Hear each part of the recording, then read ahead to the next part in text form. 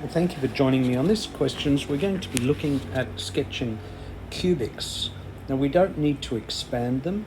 However, if we did expand them, we would end up with x cubed as being our first term, and if we expanded this graph, it would be x cubed times -2. It would be a -2x cubed plus ... And what we've got here is the cubic, which is an x minus where it crosses the x-axis, where it crosses the x-axis, and where it crosses the x-axis.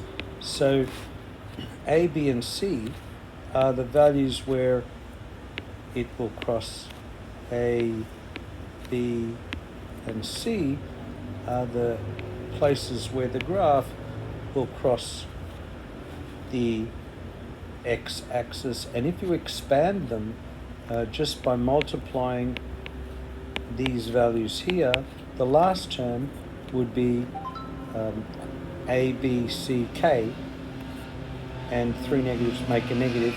It would be the product is where it crosses the y-axis.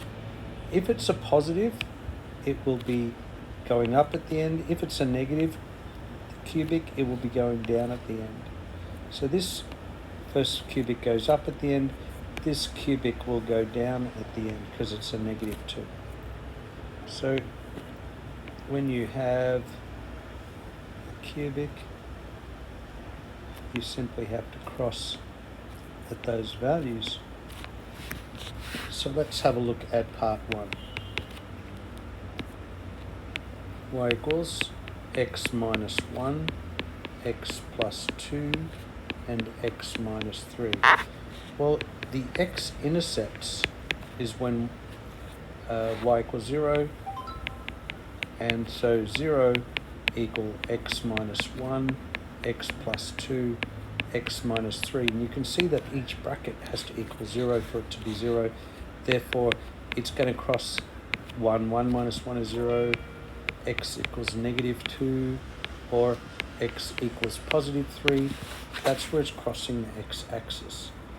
The y-intercept, if you expand it when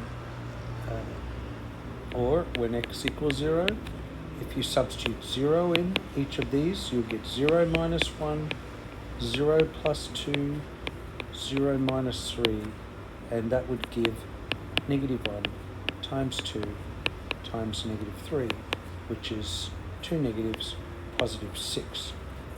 So if you just multiply the numbers on the brackets, you would get the same value.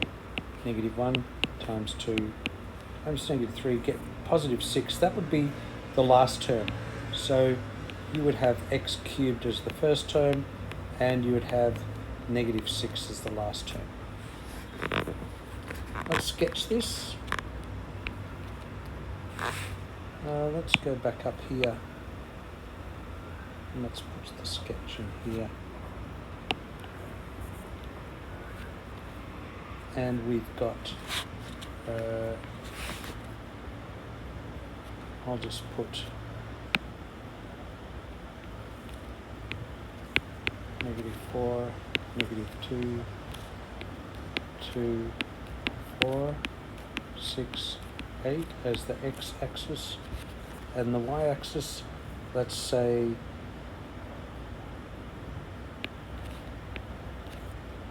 5, 10, -5, -10, -15. Let's go into the math here. So we're going to put our x at 1. It's going to cross here. At -2, it's going to cross here. And at 3, it's going to cross here. And on the y-axis, it's going to cross at 6. So it's going to go turning somewhere between.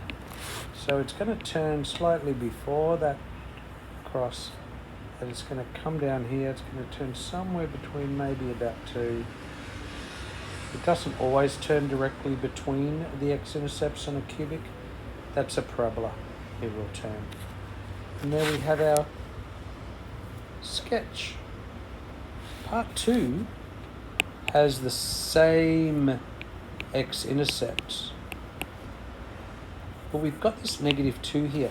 So let's find out where the y-intercept for part 2 would be. When x equals 0, you'd get y equals -2, 0 minus 1, 0 plus 2, 0 minus 3, you get -12.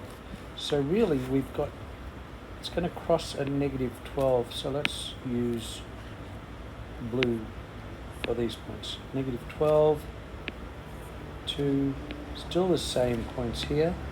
But you see, because it's a negative, it's a different curve than the positive. It goes up at the end for the positive.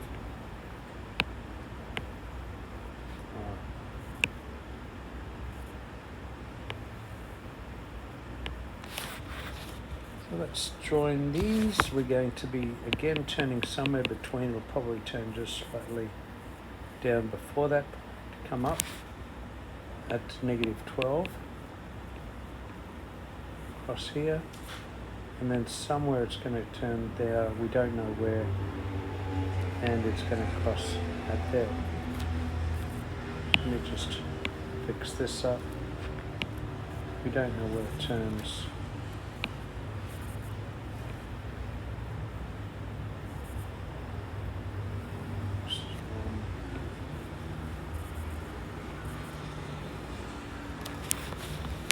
And there we have part 2 and part 1. So I hope this has helped. You can see we're across the x-axis. Find the y-intercept by letting x equal 0 and then draw in your cubic. Until next time, stay happy.